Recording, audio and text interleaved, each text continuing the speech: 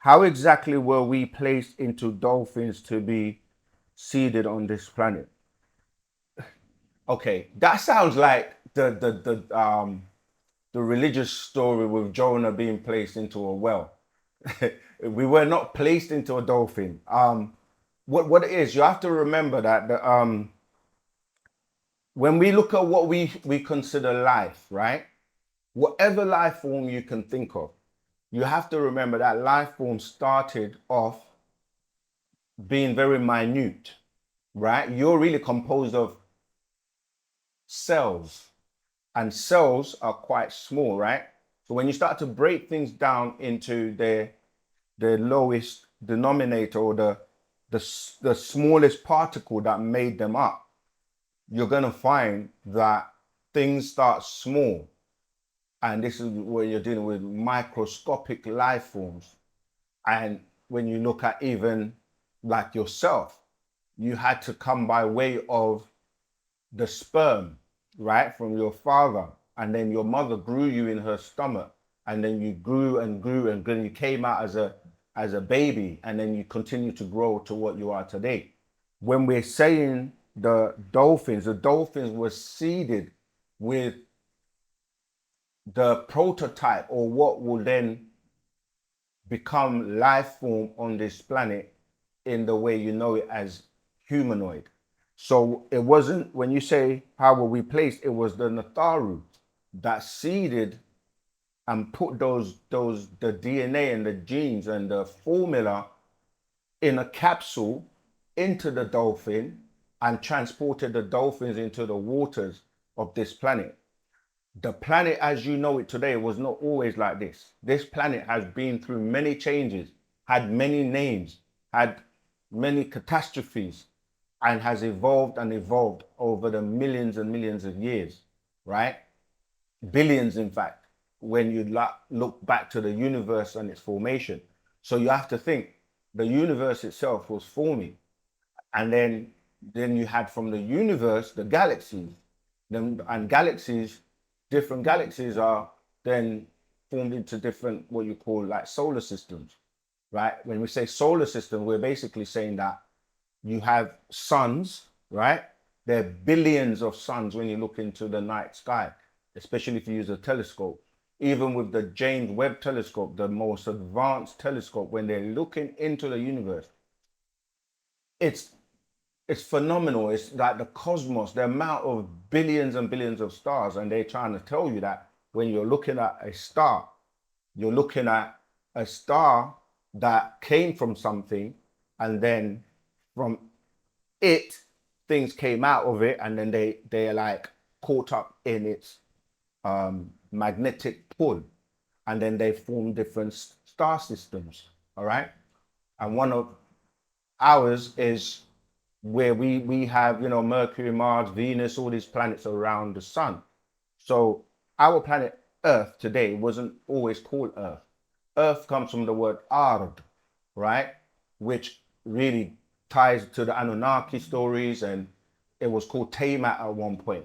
You see, so life forms evolve, and then the dolphin with the capsule that melted into the seas germinated, and then through millions of years evolved. And then you had, you know, you had like, if you go back to the early forms of the planet, you start to look at things like the algae, and looking at single cells and amoebas. I mean, these are things you have to go and look at, study, you know, do some scientific research, and you know what I'm saying. But then eventually that life came out of the waters. We, as the Nagaru, were the first, and we came out as reptilians, known as the frogs and the snakes when you go back into ancient Egypt, and referred to as the Ogdoads, right? And the nine Enneads. And then beings evolved and came from that. And then eventually, through tsunamis and certain events, beings got thrown onto land. And then from there, some couldn't get back to the water because they were thrown out so far. And then they evolved on the land. Then you have those who were thrown onto trees, and others went back into the waters. You had millions of years of civilizations under the water with mermaids and mermen. They tell you and show you most of these stories in many movies, okay? Like Sirens, um, even Aquaman, and all these types of movies. They tell you about life in the waters. Then you had the Anunnakis come, beings like Enki, all right, known as Nudamud. He was terraforming the planet, and he's a water being because his mother is a draconian known as Id. Because remember, Anu had two wives, Antum and Id. All right, Id was Enki's mother, and so Enki was building great underwater cities. People will say, why can't you find them today? You have to, if you know how deep the sea is, that's why they call it the deep.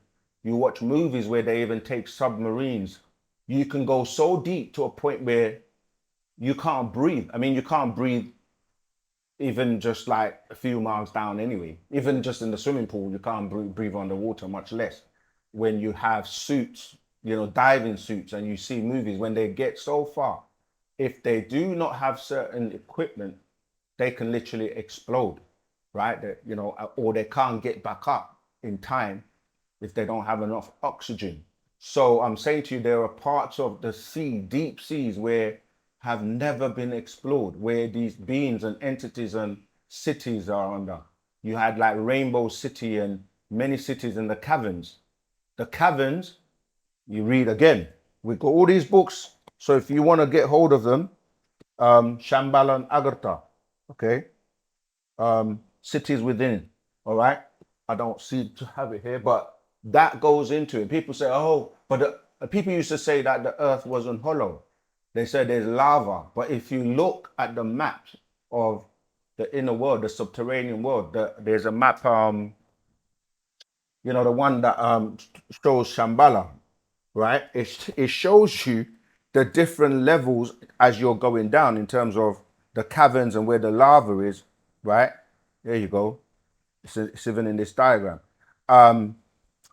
Yeah, so what I'm saying is there are different, depending on how far down you go on page 32 of Mission Earth and the extraterrestrial involvement.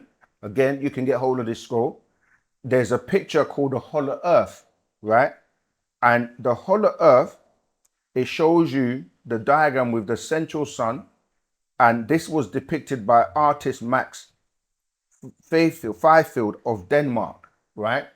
And it explains, right? For example, because people say, oh, they didn't realize that the earth was hollow. They used to say solid and the lava, but there are levels or stratas and there are points where the lava is and the volcanoes and all of that. It shows you in this diagram. So when you study that, look at it properly, study it, and then as you go deeper and deeper in, you have a completely different environment, subterranean world, with different beings living in different caverns. Some of them have been there for millions of years. Some come and go. Some of them have left. They come in through many entrances, and the entrances were the north and south poles, right? So it says here, for example, where are the entrances to this subterranean world? Answer: there are entrances all over the planet Earth. Many are found in caves, well hidden, and exist in as many places on the earth as there are on the earth. In order to enter these caverns, you must know where the entrances are, like the polar regions. These entrances will lead you to a whole different tropical environment in such places as Peru, Brazil, yeah, Guatemala, I can't pronounce that word properly, as well as Arizona, the north and south poles, which I mentioned, Africa, Germany, Egypt, the Himalayas, Montana, right? Because there are so many different species that live in the caverns, they may or may not contact the people that live on the earth. It says, what do these beings want? Answer: these beings really don't want anything from surface dwellers because they are far more advanced than humans. However, some do come to educate, others come for blood, for those that eat human flesh. Most of them keep to themselves and are concerned with the conditions of the planet, because what happens on the surface can affect what happens on the inside. Take, for instance, the air filters down to these underground cities. If the radiation in the air is high, like when the atomic bomb was dropped on Hiroshima on August the 6th, 1945 AD, and on Nagasaki on August the 9th, 1945 AD, which made many subterranean crafts come to the surface, and many crafts came from other planets to the Earth, right? So I was saying before, if you start to research Roswell and all these sightings, just Google extraterrestrials over White House in 1945, you'll see this.